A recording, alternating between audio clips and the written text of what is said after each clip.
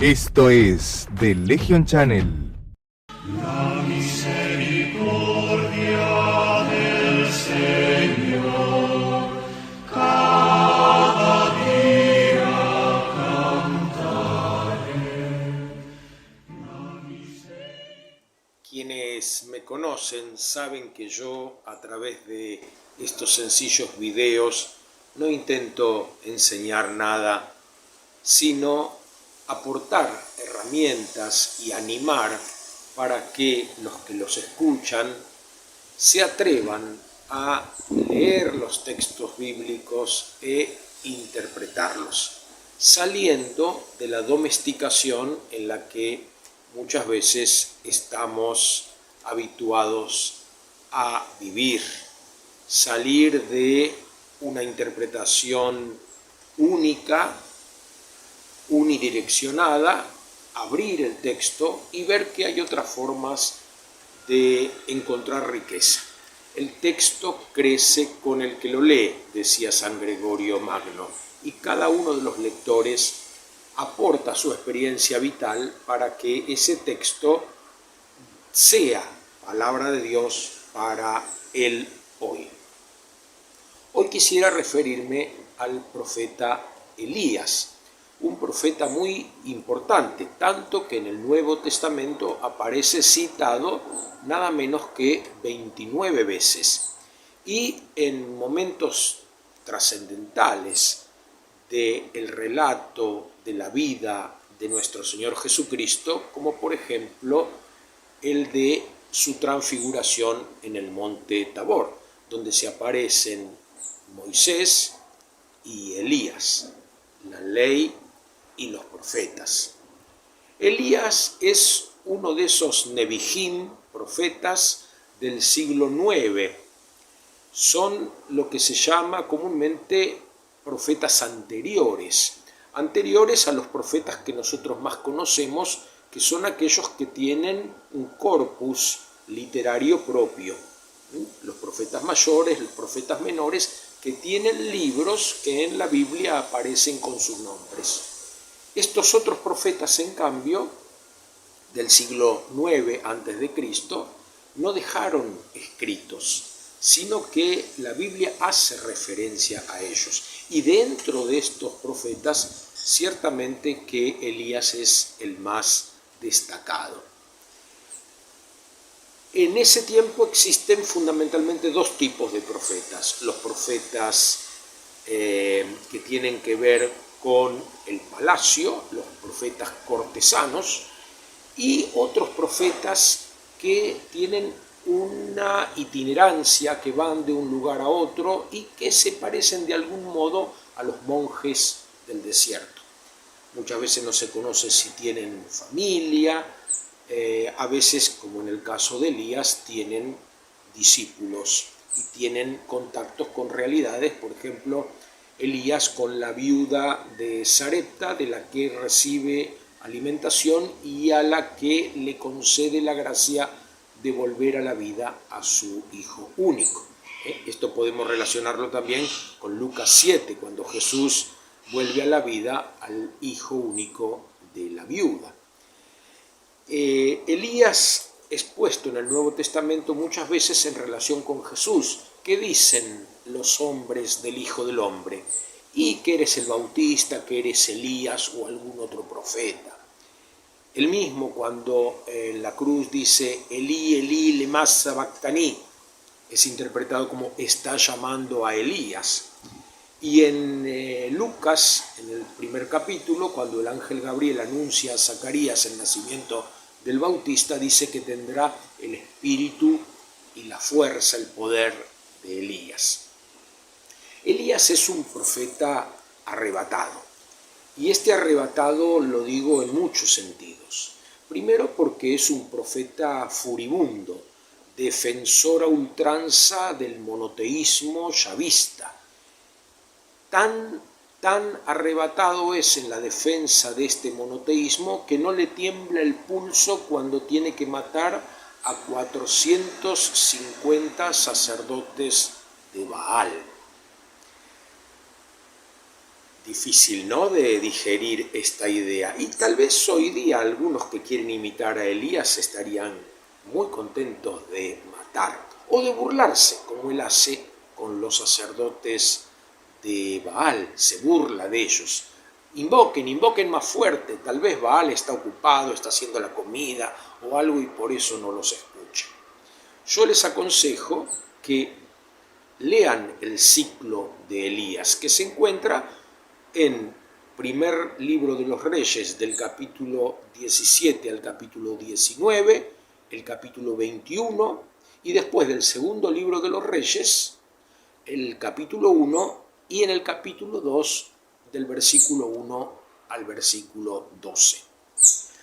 Al final del ciclo de Elías, cuando se pasa al ciclo de Eliseo, su discípulo, se narra el arrebato. También en este sentido podemos decir que es un profeta arrebatado, porque Elías es uno de esos personajes que se dice que no murió, sino que fue arrebatado.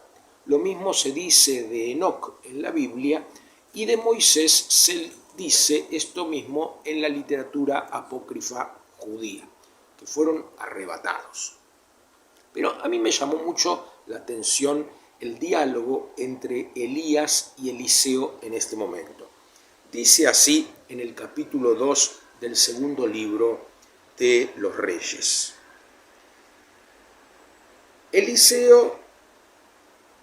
Elías dijo a Eliseo: pide lo que quieras que haga por ti antes de que sea separado de tu lado. Eliseo respondió: si pudiera recibir las 2/3 partes de tu espíritu. No es nada fácil lo que pides, dijo Elías. Si me ves cuando yo sea separado de tu lado, lo obtendrás. De lo contrario, no será así. Y mientras iban conversando por el camino, un carro de fuego con caballos también de fuego los separó a uno del otro. Y Elías subió al cielo en el torbellino. Al ver esto, Eliseo gritó: Padre mío, carro de Israel y su caballería. Y cuando no lo vio más, tomó sus vestiduras y las rasgó en 2 pedazos. Luego recogió el manto que se le había caído de encima a Elías, se volvió y se detuvo al borde del Jordán. Eliseo pide las 2/3 partes del espíritu de Elías, no pide el 100%. Y yo lo interpreto, no pide esa vehemencia, ese arrebato de Elías que fue capaz de matar a sus contrincantes. Lo ideal hubiera sido que los convirtiera, que los convenciera, no que los aniquilara. Está bien, estamos hablando de un relato que hace referencia al siglo IX a.C. Creo que ha pasado bastante agua bajo el puente.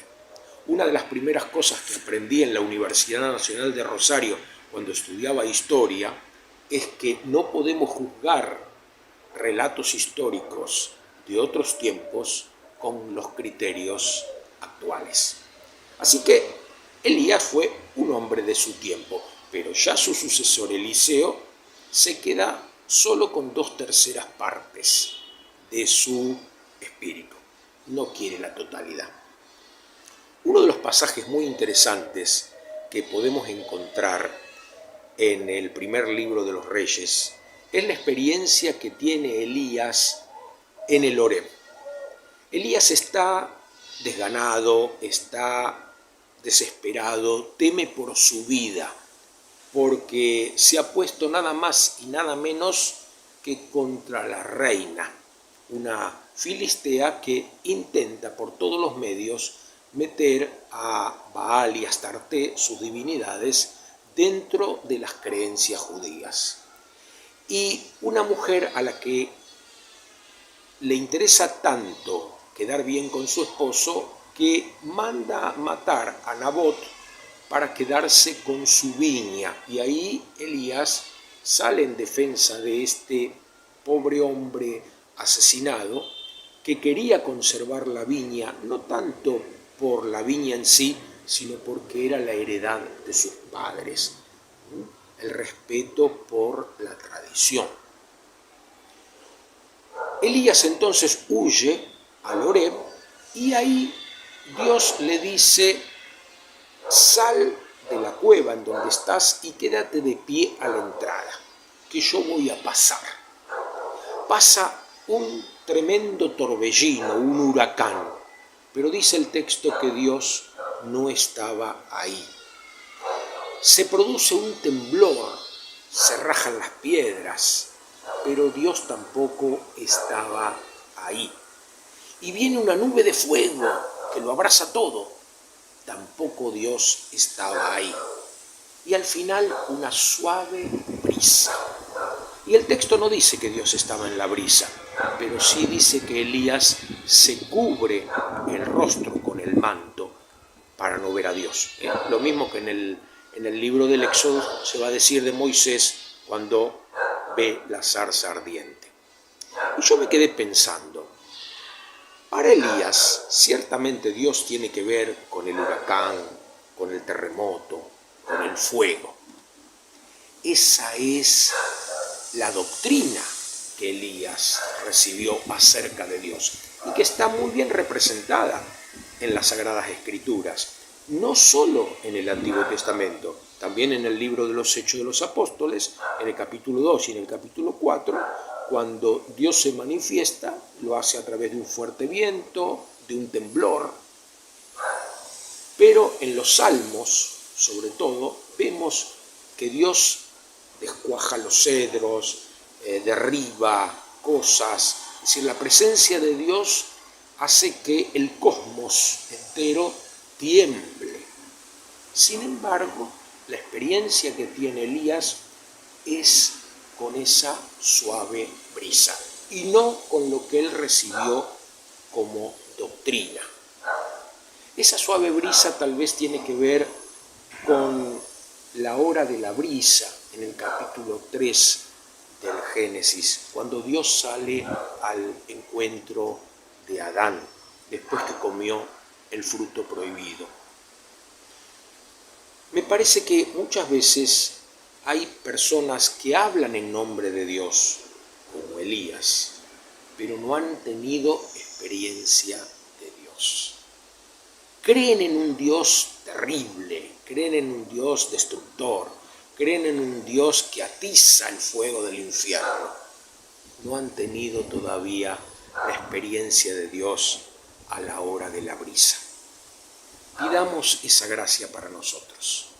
Pidamos la gracia de tener ese encuentro personal con Dios, con ese Dios suave, con ese Dios tierno, con ese Dios que consuela, que alivia, que abraza, que comprende. Pidamos tener las 2/3 partes del celo de Elías para ser arrebatados por Dios, pero no ser personas arrebatadas. La misericordia